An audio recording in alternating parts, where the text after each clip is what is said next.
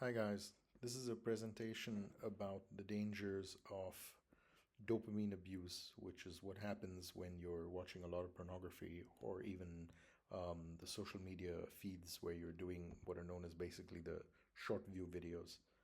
But we thought we'd take a different view. Instead of presenting this as danger and something that the kids should not do, we're changing the story around a bit and presenting this as an opportunity for them to be significantly more competitive in the current world where everyone else is being distracted. So here we go. Digital superpowers, how to build an elite brain in the age of infinite distraction. Right? So first one is you are being engineered, you're effectively being manipulated by the algorithms that are designed specifically to get as much of your attention as possible, and they're also smart enough to learn from your behavior and improve the algorithm. This is essentially the first generation in human history where their brain is being trained by algorithms every single day, and the algorithm adapts to each person specifically. This has never been possible before.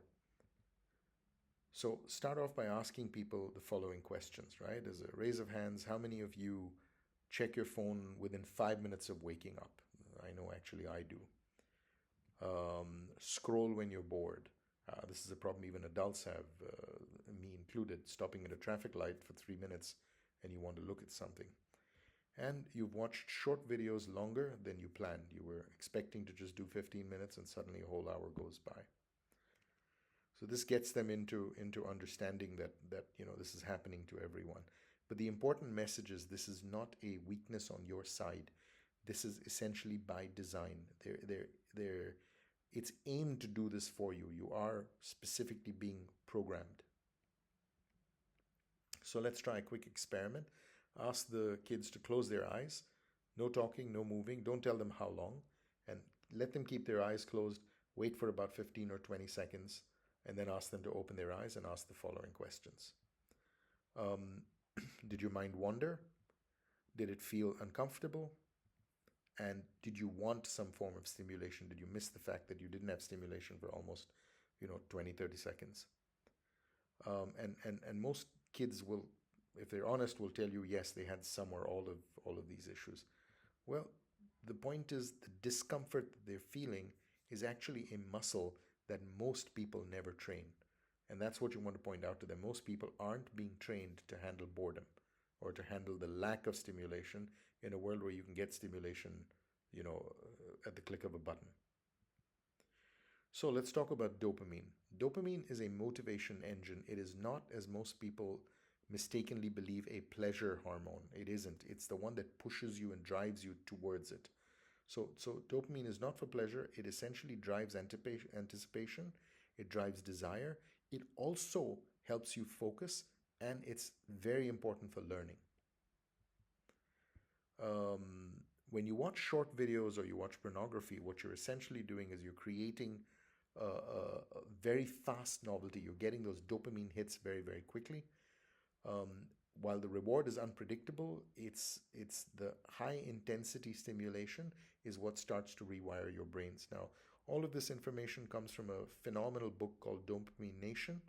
This is by Dr. Anna Lemke. I think I'm pronouncing that right. And it was a phenomenal book. I read it and it completely blew my mind away on how dopamine is actually being engineered now. In the past, if you went back historically a couple of 100 years ago, the only way to get the highest dopamine hit was honestly if you had an orgasm, and that's kind of how you got it, and that didn't happen that often. Now we're getting the same hits, micro hits of dopamine every time we want to scroll and look at it, and this is constantly affecting us. Now, what happens is your brain starts to adapt because of the significant number of dopamine hits that you're getting. The brain actually responds by reducing its sensitivity to dopamine. So actually the dopamine receptors start to get damaged because they're not designed to be hit by dopamine so many times. So therefore, but the brain on the other hand is craving more of this novelty. So it's asking for more and more dopamine hits whilst the sensors themselves are getting weaker and desensitized. So if you constantly spike dopamine, your receptors are damaged, and guess what? normal life suddenly starts to feel boring. Life without dopamine is no longer interesting anymore. You want the hit again and again. It's exactly why people take drugs like cocaine. The image you see over here is an experiment that we will run. I'll have to show you that in a different video, but this is an experiment with a water package, and I'll show that in another video. So let's move on.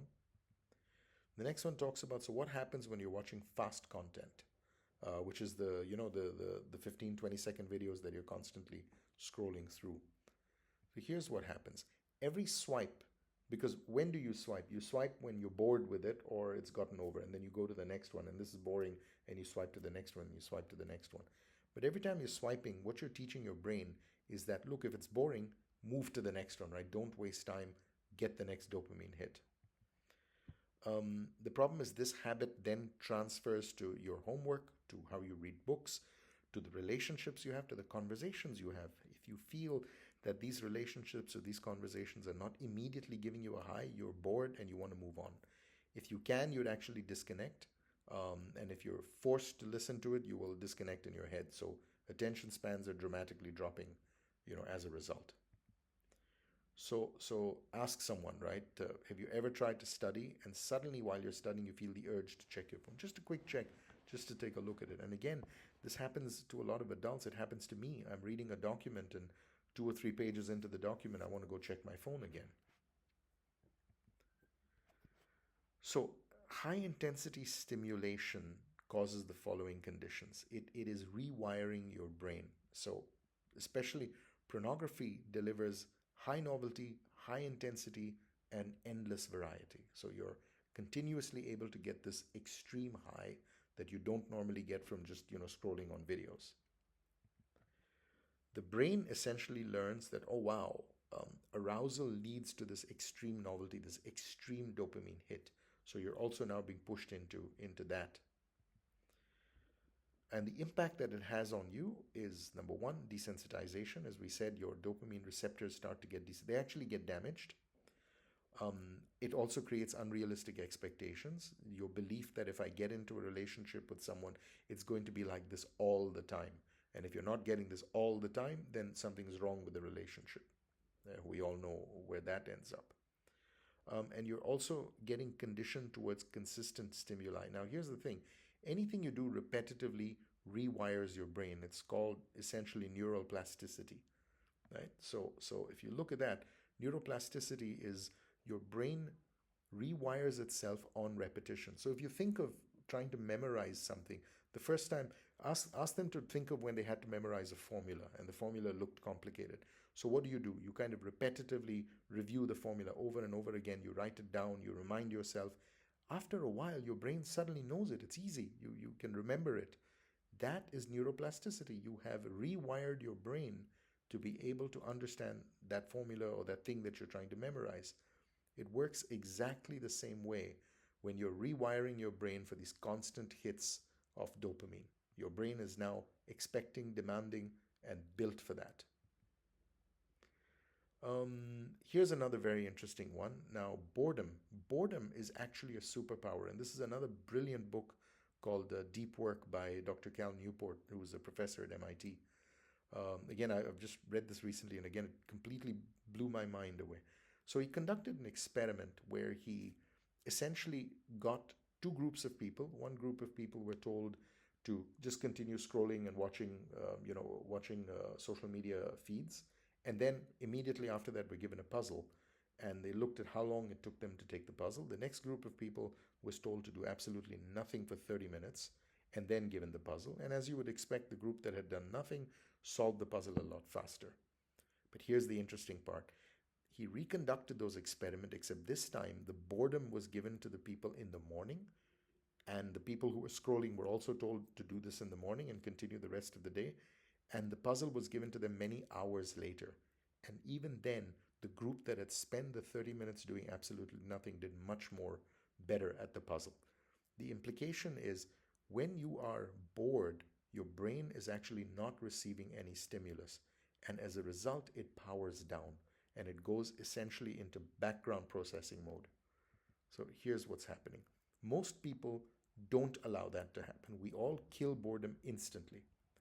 But if you could somehow tolerate it, if you could develop boredom as an activity that you do, it increases your focus, it pushes original thinking, it dramatically increases your mental stamina.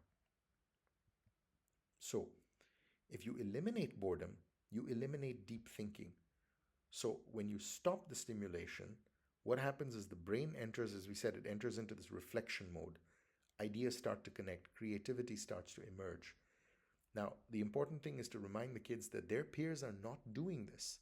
They're not getting that boredom time, which is critically required for deep thinking, which gives the kids a significant advantage if they can just do that. Right? So, boredom is actually the secret to deep thinking. Without enough boredom, you're not actually able to do any deep thinking, which is critical for learning and excelling at anything you're trying to do. Right? So there are three brain modes. And the question is, which brain mode are you in? Brain mode number one is the zombie brain. This is where you're constantly scrolling, you're reactive, you have very low focus, you're just, you're lost in the digital world and the real world just doesn't exist for you. The other one is the reactive brain. You're distracted all the time, you're very easily bored, you're sort of average performance, you're in a state of sort of, actually it's mild to sometimes extreme depression. Or the third one is the creative brain. This is where you've got the deep focus, you've got high performance, you've got controls on your emotion. The question to ask is, which one do you want to be in? Those are your options, right? So here we go. Let's talk about the unfair advantage. And apologies for the picture, I'm a little biased towards Porsches.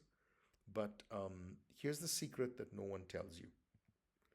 They did research very recently, and what they find is that today most people are completely incapable of doing the following things. They cannot read 30 minutes uninterrupted. 30 minutes, they're not able to read a document uninterrupted for 30 minutes.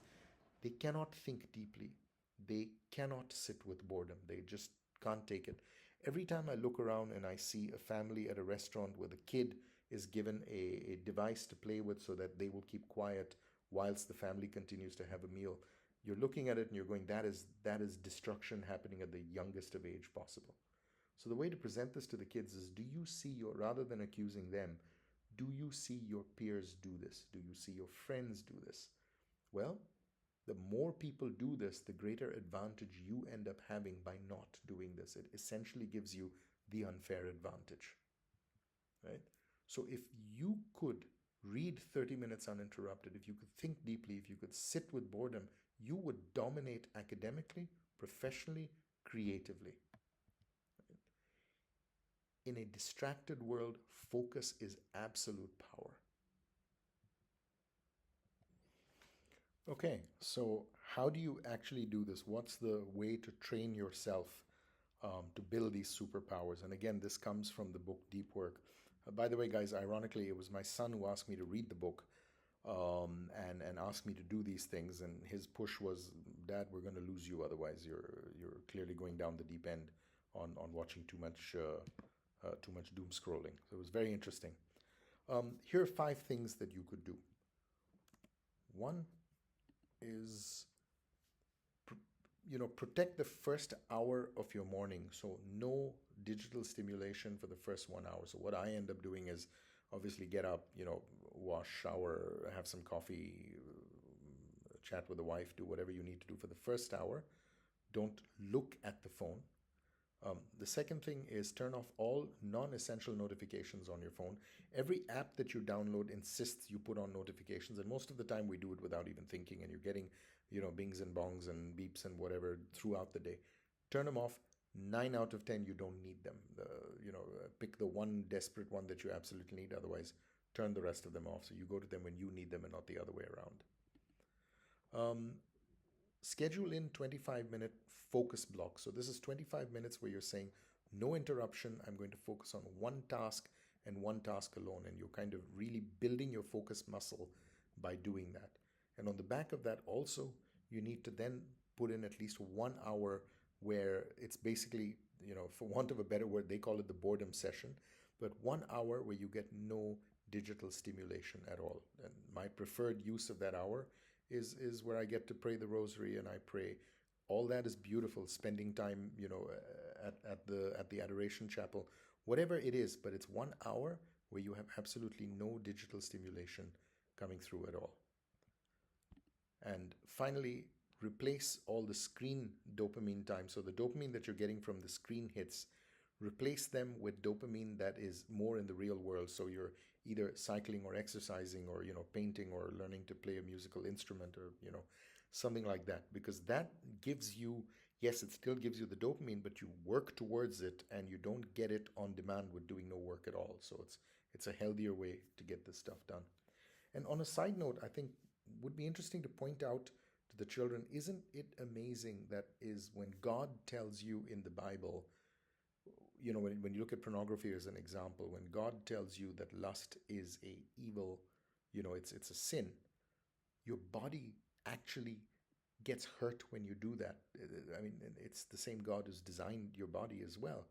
And I think it's just interesting that when you're told not to do this, the biology and the psychology also line up exactly with that. This isn't God saying don't do this because out of I don't know, Puritanism or something. He's actually telling you that this hurts you, and now we have the evidence and the research that shows that it does. So I thought that was quite interesting. That's the way we present it. So here's the final question.